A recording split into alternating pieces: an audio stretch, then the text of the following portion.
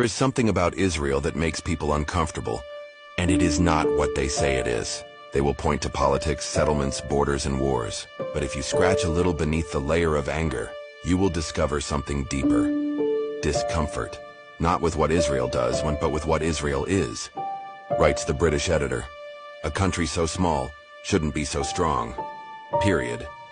Israel has no oil, no extraordinary natural resources, a population the size of a medium-sized American city.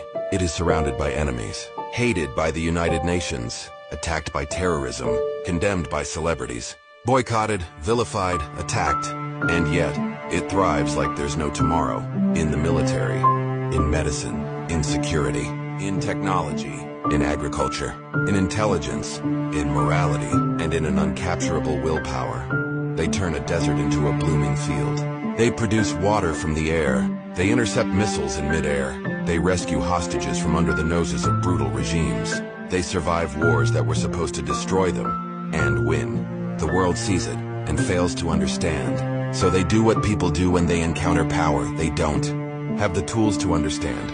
They assume it's a fraud, that it's thanks to American aid, that it's thanks to a foreign lobby, that it's because of oppression, that it's thanks to theft, that it's some dark conspiracy that gave the Jews such power, that it's blackmail, because God forbid that it's something else. God forbid that it's real. God forbid that they deserve it. Or worse, that it's fate. The Jewish people were supposed to disappear a long, long time ago. This is how the history of persecuted, enslaved, and hated minorities is supposed to end. But the Jews did not disappear. They returned home. They rebuilt their country. They revived their language. And they brought their dead back to life, with memory, identity, and power.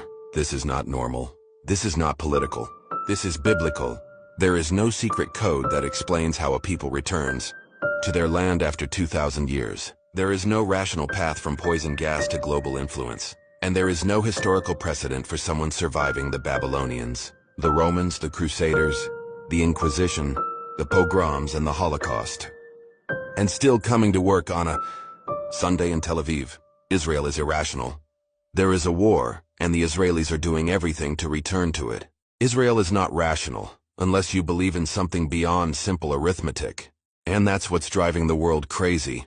Because if Israel is real, if this ancient, hated, impossible nation is truly chosen, protected and thriving, maybe God is not a legend. Maybe he's still part of the story. Maybe history isn't random. Maybe evil doesn't have the last word. Maybe the Jews are not just a people, but a testimony. And this is what people cannot bear. Because if they admit that Israel's survival is not just impressive, but divine, everything changes. The moral conscience must be readjusted. The assumptions about history, about power, about justice, collapse.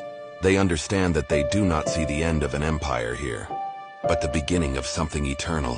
So they deny it, they slander it, and they are angry about it, because it is easier to call a miracle a fraud than to admit that God keeps his promises. Yes, he keeps them. Alistair Heath concludes the article and reveals the truth behind the hatred.